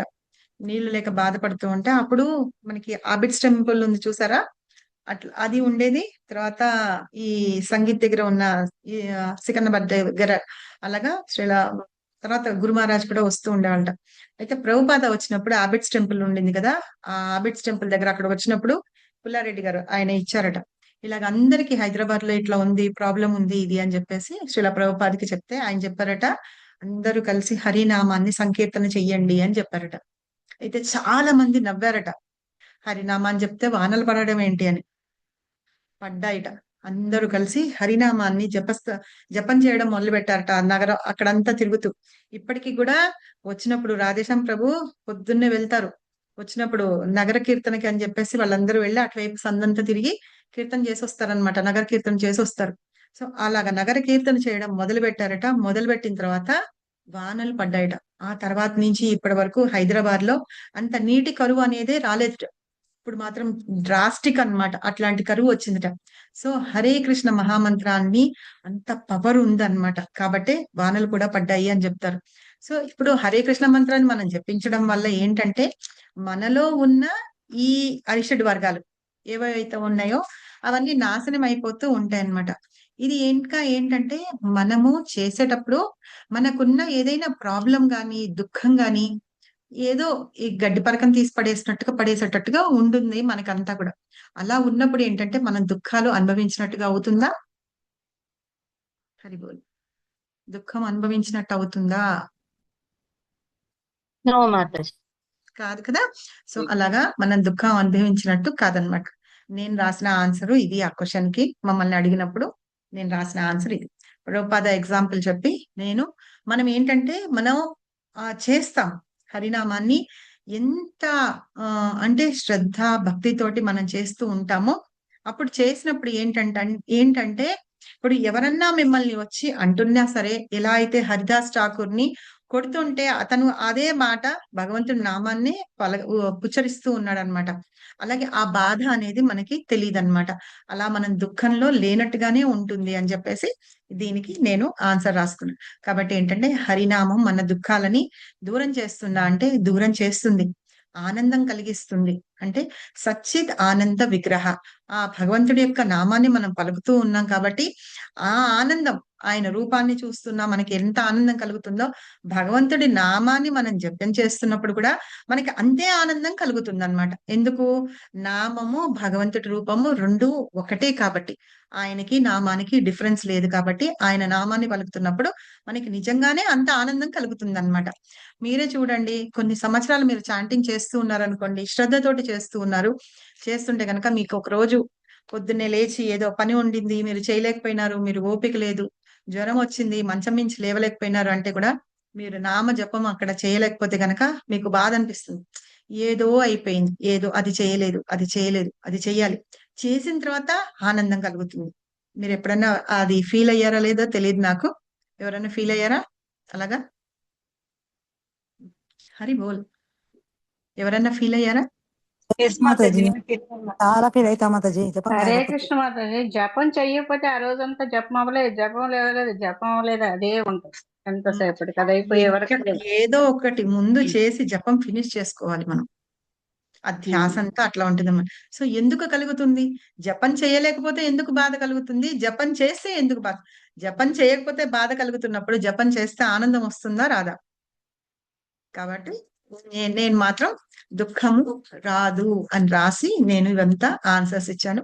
నా ఆన్సర్ తోటి మీరు అందరూ అగ్రీ అవుతారా? హరి బోల్. దుఃఖాలు అనేవి రావు మాతాజీ, 100% నాకు కూడా తెలుసు. అందుకని భగవంతుడి నామాన్ని మనం జపిస్తూ ఉండాలన్నమాట. సో ఏంటంటే ఈ కలికాలంలో మనము ఈ కల్మషాలన్నిటినీ బయటికి రావడానికి మనందరికీ ఒక వ్యాపకం కావాలి. దాని బదులు మనం టీవీలు అవి పెట్టుకొని చూసుకుంటూ అవి చేసుకునే బదులు ఒక గంట సేపు మనం భగవంతుని నామం చెప్పుకున్నాం అనుకోండి, చాలా ఆనందంగా ఉంటుంది. అలాగే భగవంతుని యొక్క నామ రూప గుణ లీలలు వింటున్నా కూడా మనకి ఆనందం కలుగుతుంది. సో ఈ రకంగా మనం ఏం చేస్తున్నామో భగవంతుడికి శరణాగతులం అవుతున్నాం అన్నమాట. సరేనా? ఎలా అయితే అర్జునుడు నేను యుద్ధం చెయ్యను అని చెప్పి నేను నీకు శరణాగతుని అవుతున్నాను, నాకు మార్గం చూపించు అని అడిగి శరణాగతుడయ్యాడో, మనం అలాగే భగవంతుడికి శరణాగతులమయ్యి ఆయనని వేడుకుంటున్నాం అన్నమాట. మేము నీ పాదాల దగ్గర ఉన్నాము, మమ్మల్ని ఏం చేస్తావు నువ్వు మమ్మల్ని కరుణించు, మమ్మల్ని ఈ తుచ్చ శరీరాలని, ఈ తుచ్చ జీవితాలని నీ సేవలోకి ఉపయోగించుకునేటట్టు చెయ్యి అని రోజు మనం భగవంతుణ్ణి ప్రార్థిస్తున్నాం అన్నమాట. అదే సర్వధర్మాన్ పరిత్యజ్య మామేకం శరణం వ్రజ అహం త్వాం సర్వ పాపేభ్యో మోక్షయిష్యామి మా శుచః. మనం భగవంతుడికి శరణాగతులం అవుతాం. ఎలాగా? అది స్వయంగా భగవంతుడే చెప్పారు, మీరు నాకు శరణాగతులు అవ్వండి అని. ఈ రకంగా నామం జపం చేస్తూ మనం భగవంతుడిని సేవ చేసుకుంటూ ఆయనకి శరణాగతులం అవుతాం అన్నమాట. అలా శరణాగతులం అయిన తర్వాత ఏమవుతుంది? హరిబోల్. భగవద్ధామానికి వెళ్తాం మాతాజీ. సో ఇంకొకటి 10th చాప్టర్ లో కూడా చెప్తారు, మీరందరూ ఏంటి చేయాలి? తుష్యంతిచ రమంతిచ, భగవంతుని యొక్క నామాల్ని కథలని ఎవరెవరైతే చెప్పుకుంటూ ఉంటారు, చతుశ్లోకి భగవద్గీతలో చెప్తారనమాట ఒక శ్లోకంలో. ఏంటంటే ఆ భగవంతుడి యొక్క నామాలు చెప్తూ ఉంటే ఆనందం కలుగుతుందా? తుష్యంతిచ రమంతిచ అని చెప్తున్నారు. మనకి ఆనందం కలుగుతుంది, భగవానికి కూడా ఆనందం కలిగి మనకి యోగక్షేమాలు ఆయన చూస్తారని చెప్తున్నాడు కదా మాకు. చతుశ్లోకి భగవద్గీత చెప్తారా ఎవరన్నా? గుర్తుందా ఎవరికన్నా? 8, 9, 10, 11. చెప్తా మాట్లాడు. ఫస్ట్ ఒకటి గుర్తు ఫస్ట్ ఒకటి గుర్తేయండి మాట్లాడి. ఫస్ట్ ఇదా అహం సర్వస్య ప్రభువో. అహం సర్వస్య ప్రభువో మత్త సర్వం ప్రవర్తతే ఇతిమాత్మా భజంతే మాం బుధా భావ సంవితి యచ్చిత్త మద్గ ప్రాణ బోధయంత పరస కథయంత మాం నిత్యం తుష్యంతి చ రమంతి చ తేషాం సతత. ఇక్కడ ఉండండి. ఇక్కడ ఏం చెప్పారు మీరు? కథయంతశ్చ మాం నిత్యం తుష్యంతి చ రమంతి చ. భగవంతుని యొక్క కథలు చెప్పుకుంటూ ఉంటే ఏంటిట? వాళ్ళు సంతృప్తి చెందుతారు, ఆధ్యాత్మిక ఆనందాన్ని పొందుతూ ఉంటారట. ఎవరు? వాళ్ళు చదువుకోవడమే కాదు, పక్క వాళ్ళకి ఒకళ్ళకొకళ్ళు చెప్పుకుంటూ ఉంటే ఆధ్యాత్మిక ఆనందాన్ని పొందుతారట. ఇప్పుడు దుఃఖాలు ఉన్నాయా మనకి? భగవంతుని యొక్క కథలు చెప్పుకుంటూ ఉంటే. ఇంకా ఏంటి? అక్కడ ఉన్నారు, ఇద్దరు చెప్పుకుంటూ ఉన్నారు, ఒకళ్ళే బాగా మాట్లాడుతూ ఉన్నారు, ఇంకొకళ్ళకి చెప్పడానికి రావట్లేదు అనుకోండి, వాళ్ళకి మనసులో ఉత్సాహం ఉంది కదా చెప్పాలి అని. ఆ బుద్ధిని, చెప్పడానికి కావలసిన బుద్ధిని కూడా నేనే ఇస్తాను అంటారనమాట. నెక్స్ట్ శ్లోకం చెప్పండి. తేషాం సతతయుక్తానాం భజితాం ప్రీతిం పూరకం దదామి బుద్ధి యోగం తం యేన మాపుపాయంతే. ఎవరైతే ప్రేమతోటి నా సేవ చేయడానికి ఆసక్తులు అవుతారు, ఆసక్తి ఉంటే చాలు, వాళ్ళకి ఆ కలిగే బుద్ధిని చేయడానికి, భగవంతుని నామాన్ని జపించడానికి కావాల్సిన బుద్ధిని గాని, భగవంతుడి గురించి చెప్పడానికి కావాల్సిన వాటిని గాని, ఆ బుద్ధిని అంతటిని నేనే ఇస్తాను అని చెప్పి చెప్తున్నారు అనమాట. తర్వాత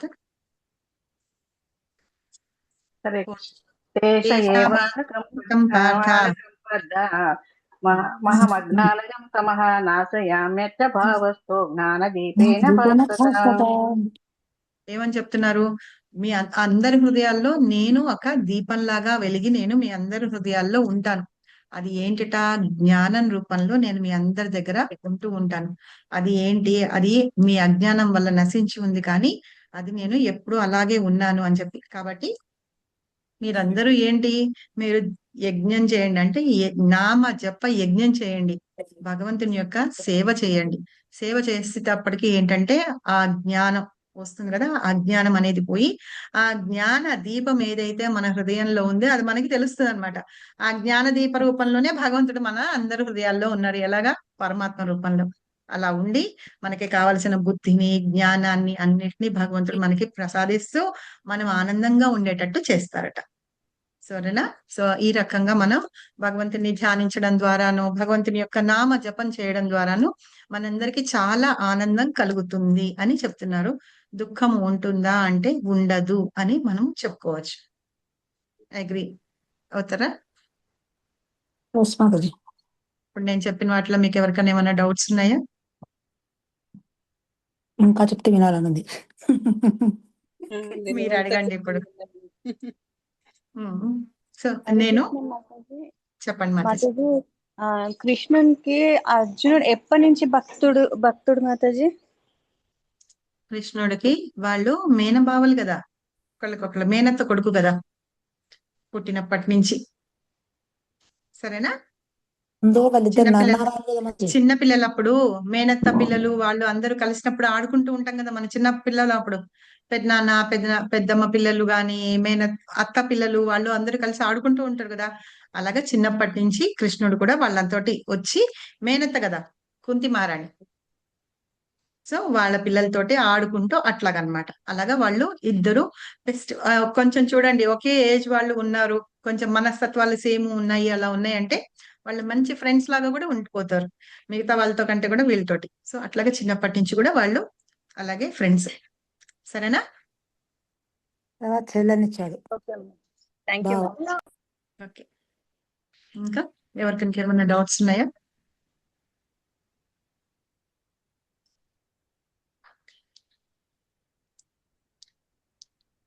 హరి బోల్.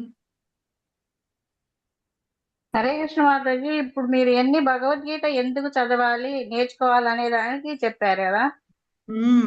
అసలు భగవద్గీత ఏంటి, భగవద్గీతలో ఏమున్నాయి భగవద్గీతలో ఏమున్నాయి అంటే తెలుసు మనకి.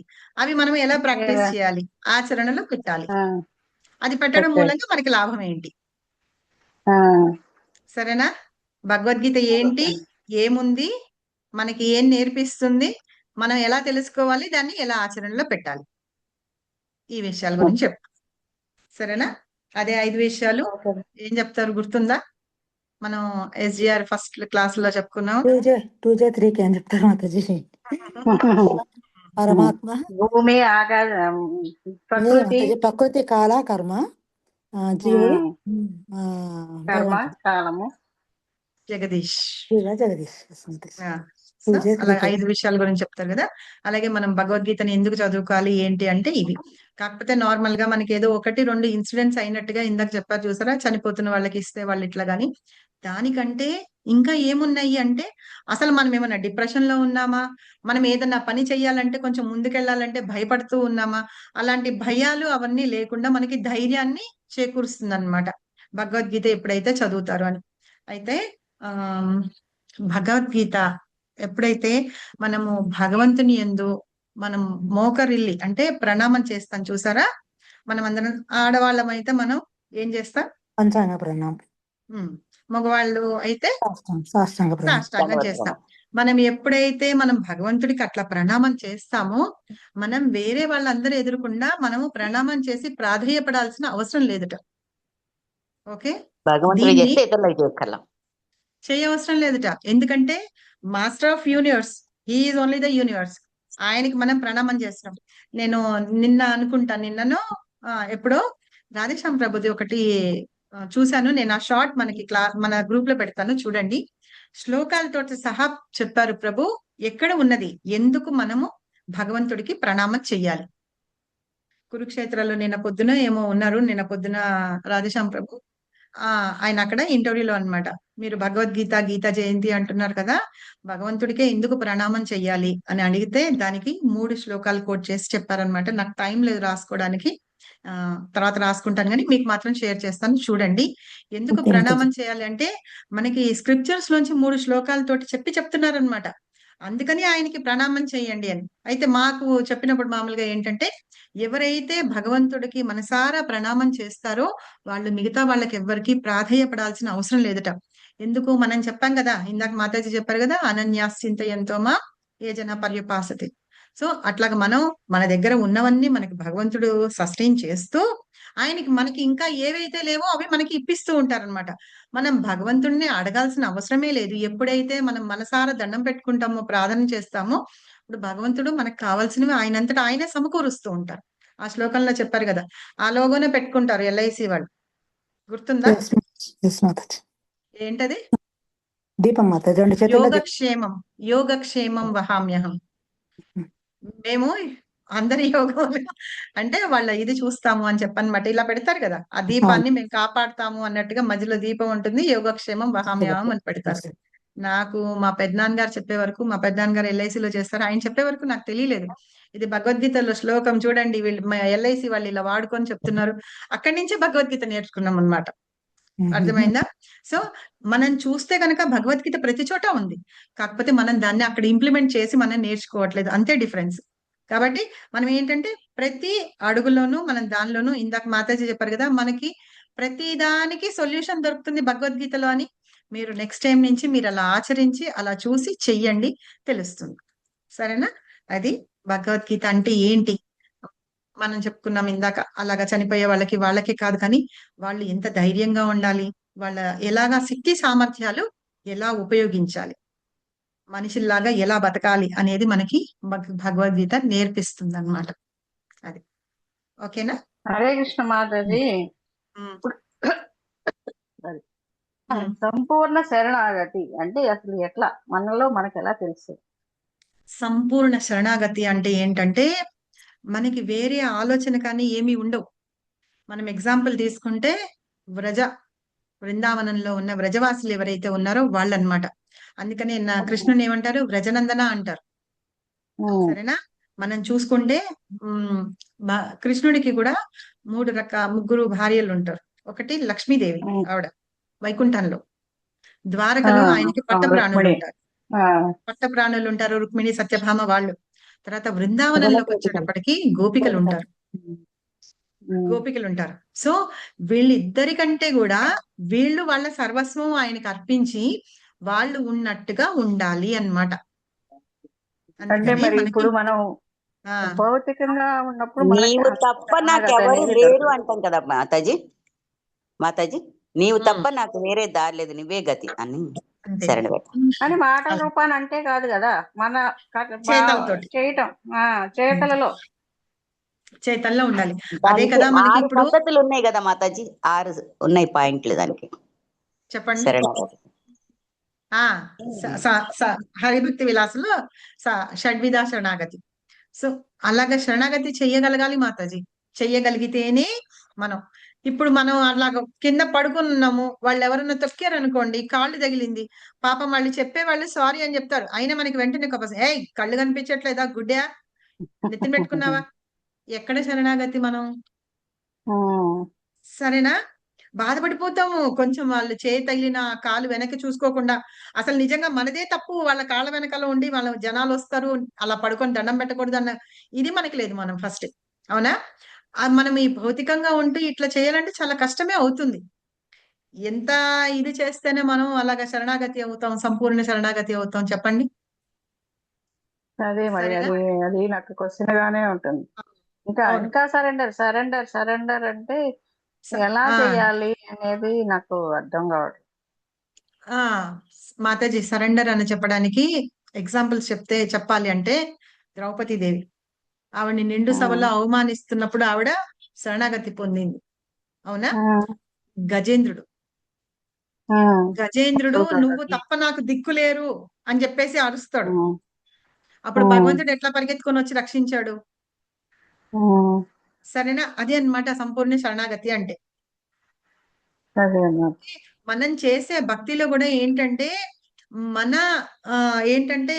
ఎండివర్ ప్రయత్నాలు మనం చేస్తూ ఉంటాం.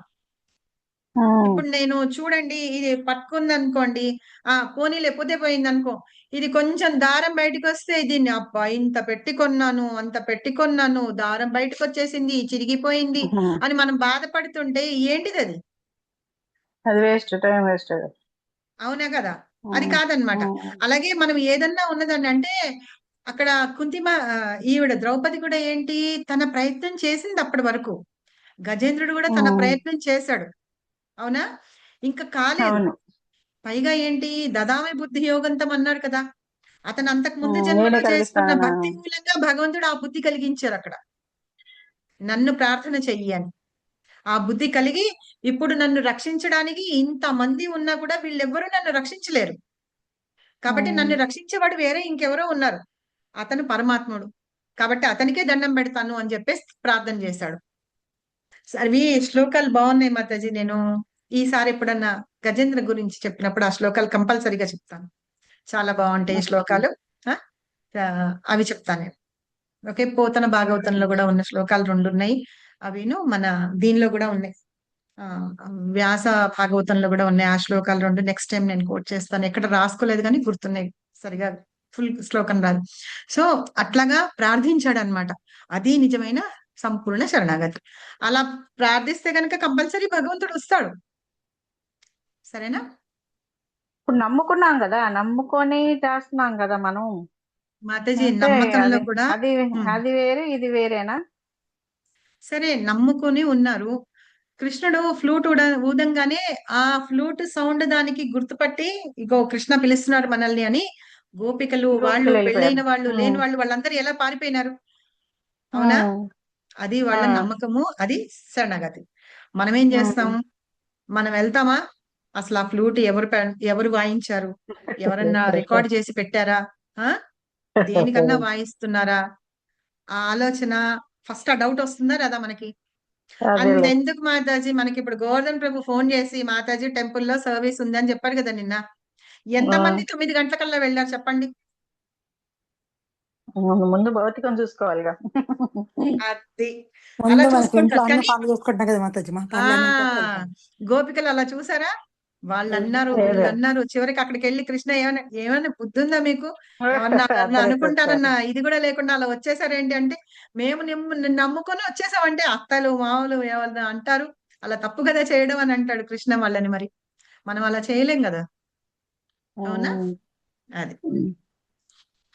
కాబట్టి మనం ఇంకా ఈ భౌతిక జగత్తులో ఇలా వస్తూనే ఉంటాం. ఒకవేళ మనం అంత సంపూర్ణ శరణాగతి అయిపోయినాం అనుకోండి, గజేంద్రుడు వెళ్ళిపోయినట్టు వెళ్ళిపోతాం అన్నమాట మనం భగవంతుడి ధామానికి. సరేనా? స్వయంగా ఆయన వచ్చి మనం పట్టుకొని తీసుకెళ్ళిపోతారు. అది సంపూర్ణ శరణాగతి. గోపికలు ఎగ్జాంపుల్ పెట్టుకోండి, గజేంద్రుడు ఎగ్జాంపుల్ పెట్టుకోండి. అక్కడ కుంతి మా ద్రౌపది దేవిని రక్షించినది ఒకటి గుర్తుపెట్టుకోండి. అలా సంపూర్ణంగా మనం ఎప్పుడైతే భగవంతుడికి శరణాగతి అవ్వడం అంటే అది సరెండర్ అయిపోవడం అన్నమాట. ఓకే, అలా అయితే కంపల్సరీగా వెళ్తాం. ఓకే, ఇంకేమన్నా డౌట్స్ ఉన్నాయా ఎవరికన్నా? Okay Mataji, Hare Krishna. So next week మనం 8th చాప్టర్ కంటిన్యూ చేద్దాము. మనం ఈర్షాద్వేషాలు, ఇచ్ఛాద్వేషం అని చెప్పుకున్నాం కదా, వాటి ద్వారా మనం బయటపడి మనం ఏం చేద్దామంటే, తర్వాత మనం లాస్ట్ మూమెంట్ లో మనం మొన్న కూడా లాస్ట్ వీక్ కూడా చెప్పుకున్నాము, భగవంతుణ్ణి ఎలా ప్రార్థిస్తే మనం ఎక్కడికి ఎలా వెళ్తాము, ఆయన ధ్యానం మనం చెయ్యాలి. నాకు ఒక పాయింట్ చాలా బాగా నచ్చింది. మొన్న ఏదో లెక్చర్ లేదు వింటూ ఉంటే, ఇప్పుడు దుష్టులందరినీ భగవంతుడు చంపేస్తారు కురుక్షేత్ర సంగ్రామంలో, అవునా? వీళ్ళందరూ చచ్చిపోయారు కదా. అయితే కృష్ణుడు అక్కడ ఉన్నాడు కదా, కురుక్షేత్ర యుద్ధంలో ఉన్నారు. మనం లాస్ట్ మూమెంట్ లో ఏం చేయాలి? భగవంతుని అంత్యకాలే నారాయణ స్మృతి, అవునా? మనం వాత పిత్త కఫ దోషాలతోటి మనం చేయలేం. కానీ కురుక్షేత్రంలో ఎంతమంది అయితే ఉన్నారో వాళ్ళ సైన్యంలో, వీళ్ళ సైన్యంలో ఎవరైతే చచ్చిపోతున్నారో వాళ్ళందరూ కృష్ణుడిని చూశారు కదా. నామం స్వయంగా చూసారా లేదా? చూసారా? అర్జునుడు బాణం వేస్తూ ఉన్నాడు. పైగా ఏంటంటే భగవంతుడుకి ఇష్టమైన భక్తుడు, శుద్ధ భక్తుడు అన్నమాట అర్జునుడు. అందుకనే అర్జునుడి ద్వారా మనకి భగవద్గీత చెప్పించారు. అలాగే భాగవతాన్ని శుకదేవ గోస్వామి ద్వారా మనకి చెప్పించారు. అలాంటి శుద్ధ భక్తులు, ఇంకా ఏంటంటే ముక్త ఆత్మలు, వాళ్ళ ద్వారా మనకి ఇలాంటివి చెప్పిస్తున్నారు అనమాట.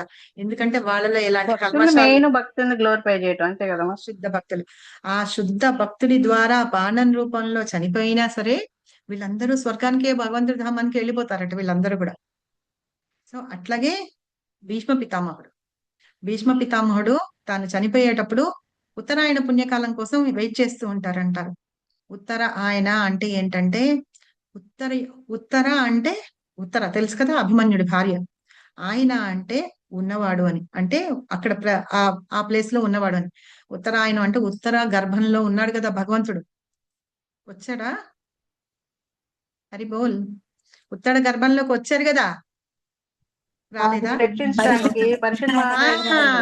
అది ఆ అస్త్రం నుంచి రక్షించడానికి ఉత్తర గర్భంలోకి వెళ్ళారు కదా, అంకుశం దానిలో భగవంతుడు వెళ్ళాడు.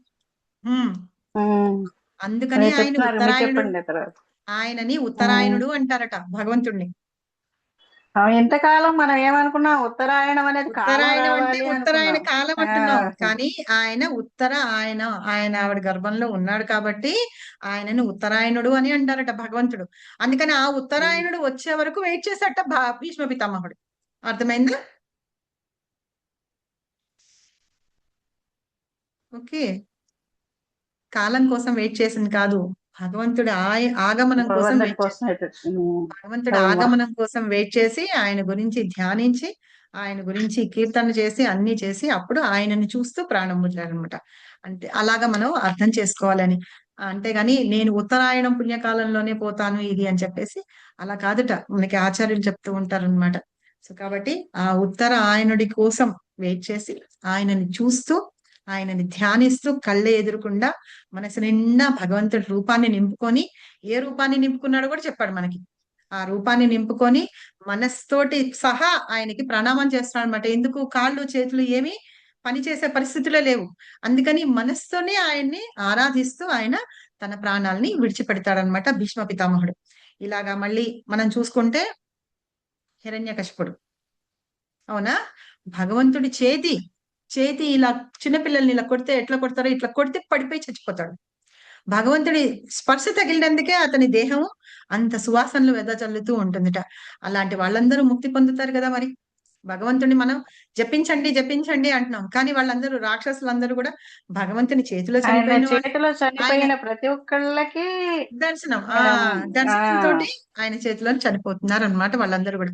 అలా భగవంతుడు ఏంటంటే ఎవరి మీద పక్షపాతం చూపించరు అనమాట, అందరినీ ఆయన మామూలుగానే ఒకే రకంగా చూస్తూ ఉంటారు. కాకపోతే మనం ఏంటంటే అటు రాక్షసులుగా లేము, ఇటు మనుషుల్లాగా కూడా లేము అనమాట. మనుషుల్లాగా ఉంటే మనం భగవంతుడిని రెండే జాతులు ఉంటాయి, సుర అసుర. మనం సుర అంటే దేవత, అసుర అంటే రాక్షసు. ఈ అసురులు ఏం చేస్తున్నారు? వీళ్ళు భగవంతుని మీద కోపంతో పెట్టుకొని ఆయన చేతిలో చనిపోయి ఆయన ద్వారా వీళ్ళు విముక్తి పొందిపోతున్నారు. ఇక్కడ మన సురులు ఏంటి? దేవతలు. మనం సురులం కాలేకపోతున్నాం, అసురులం కాలేకపోతున్నాం. మన మధ్యలో మనుషుల్లాగా ఉండి మనం ఏంటంటే భగవంతుని ప్రార్థించలేకపోతున్నాం. ఒకవేళ మొత్తం రాక్షసులమైనా ఆయన చేతిలో దర్శనము అవి కలుగుతాయి మనకి పోవడానికి.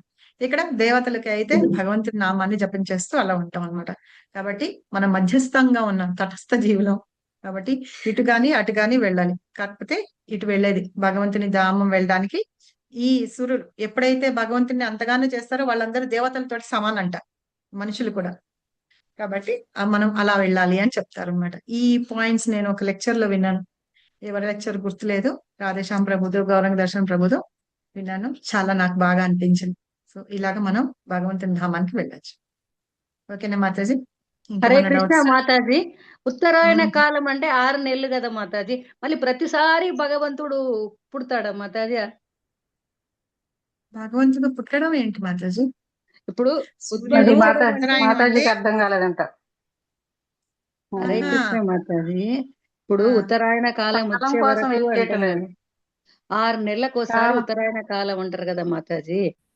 అంటే ఈ 6 నెలల కొరకు ఎక్కడ ఉంటాడు మాతాజీ ఆయన? ఉండడం అని కాదు, 6 నెలలు ఉత్తరాయణం దక్షిణాయనం ఉత్తరాయణం అని వస్తుంది అనమాట లెక్క. 6 నెలలు ఇటు. అయితే భగవంతుడు ఎప్పుడు అన్ని చోట్ల అంతా ఉంటాడు, విస్తరించి ఉంటాడు. ఆయనని ఉత్తరాయణ అని ఎందుకు అన్నారు అంటే ఉత్తర గర్భంలో ఆయన పరీక్షిత్ మహారాజుని రక్షించడానికి వెళ్ళారు. అర్థమైందా మాతాజీ? ఇప్పుడు ఆయన గర్భంలో ఉన్నాడు కదా మాతాజీ, అట్లా ప్రతిసారి 6 నెలలు ఉంటాడా? ప్రతిసారి ఉత్తరాయణం? అయ్యో, మీకు అర్థం కావట్లేదు, స్టోరీ చెప్తా వినండి. ఏంటంటే ఇక్కడ అశ్వత్థామ అస్త్రం వేస్తాడు. యుద్ధం అంతా అయిపోయిన తర్వాత అస్త్రాలన్నీ వేసి ఫస్ట్ ఉప పాండవుల్ని వాళ్ళని చంపేస్తారు. కృష్ణ అంతా చేసేసి అక్కడంతా సెట్ చేసేసి వెళ్ళిపోతుంటాడు అనమాట. ద్వారకకి వెళ్ళిపోతూ ఉంటారు. వీళ్ళకి యుద్ధంకు హెల్ప్ చేయడానికని వచ్చారు కదా, అవునా? కురుక్షేత్ర సంగ్రామంలో పాండవులకి కౌరవులకి జరుగుతున్న యుద్ధంలో కృష్ణుడు పాండవులకి హెల్ప్ చేయడానికి వచ్చారు. అంటే నేను మీకు ఆదేశాలు ఇస్తాను కానీ నేను ఏం యుద్ధం చేయను అని చెప్పి వాళ్ళు వచ్చారు. అక్కడ యుద్ధం అయిపోయింది, ధర్మరాజుకి పట్టం కట్టేశారు, అన్ని అయిపోయింది, అంతా అయిపోయింది. అయిపోయిన తర్వాత మొత్తం అయిపోయిన తర్వాత కృష్ణుడు వెళ్ళిపోతున్నాడు అనమాట. ఎక్కడికి వెళ్తారు? ద్వారక వెళ్ళిపోతారు. ద్వారక వెళ్ళడానికి అని చెప్పి రథంలోకి ఎక్కంగానే ఉత్తర పరిగెత్తుకొని వస్తుందన్నమాట. ఎందుకు పరిగెత్తుకొస్తుందో అంటే ఆ అశ్వత్థామకి ఆ మణి తీసేసి జుట్టుకో ఇది గుండు చేసి పంపించినా సరే వాడికి బుధురాల. ఈ పాండవుల్లో వాళ్ళ వంశంలో ఎవరిని బతకనీయద్దు అని చెప్పేసి ఉత్తర గర్భంలో ఉన్నాడు కదా అభిమన్యుడు కొడుకున్నాడు కదా. అవును ఇప్పుడు మాతాజీ. పాండవులు మాత్రమే మిగిలారు. పాండవుల పిల్లలందరూ చనిపోయినారు. వాడే చంపేశాడు. సారీ, అశ్వత్థామనే చంపేశాడు కదా. ఇప్పుడు వాళ్ళందరూ చనిపోయినారు అయింది. వీళ్ళని ఎలాగో ఇంకా మళ్ళీ వీళ్ళ తర్వాత ఇంకెవరు ఉండరు. అర్థమైందా? వీళ్ళ పిల్లలందరూ చనిపోయిన తర్వాత వీళ్ళ వంశం ఏమి ఉండదు. అందుకని ఉత్తర గర్భంలో ఆవిడ గర్భంలో ఉన్న పిండాన్ని కూడా చంపేస్తే అసలు పాండవులకి తర్వాత వంశ ఇది ఉండదు అనే ఉద్దేశంతో అలా చేస్తే గనక దుర్యోధనుడికి ఇచ్చిన మాట ఉంది కదా, అప్పుడు నేను చేస్తాను ఇది అని ప్రగల్భాలు పలికిన ఉన్నాయి కదా, నేను అలాగా ఇదవుతాను అని చెప్పేసి ఏం చేస్తాడంటే ఇంకో అస్త్రం వదిలిపెడతాడు. మళ్ళీ ఫస్ట్ వేసిన అస్త్రాన్నే అతన్ని సంహరించుకోవడం తెలీదు. అందుకని కృష్ణుడు అర్జునుడికి చెప్తాడనమాట, నువ్వు ఆ అస్త్రాన్ని సంహరించు, నువ్వు ఇంకో బ్రహ్మాస్త్రం వేసి ఆ అస్త్రాన్ని సంహరించి ఈ అస్త్రాన్ని మళ్ళీ నువ్వు తిరిగి సంహరించుకో అని చెప్పి. అశ్వత్థామకి వేయడం తప్పించి సంహరించుకోవడం తెలియదు. అందుకని ఏం చేస్తాడు, ఆవిడ గర్భంలోకి ఈ అస్త్రాన్ని వేస్తాడు. ఆ కడుపులో మంట ఏదో అవుతూ ఉంటే ఇది అవుతుంటే ఉత్తర ఏం చేస్తుంది, నా గర్భాన్ని విచ్ఛిన్నం చేయడానికి ఎవరో ఏదో చేస్తున్నారు అని భయపడిపోయి అక్కడ అత్తగారు మామగారులు వాళ్ళందరూ ఉన్నారు, ఎవరున్నా ఎవరికి చెప్పకుండా ఏం చేసింది, పరిగెత్తుకొని వెళ్ళి కృష్ణుని పట్టుకుంది. ఆయన దగ్గరికి వెళ్ళి చెప్తుందన్నమాట, నాకు ఏదో భయంగా ఉంది, నాకు ఏమవుతుందో తెలీదు, నా గర్భాన్ని రక్షించు అని ప్రాధేయపడుతుంది.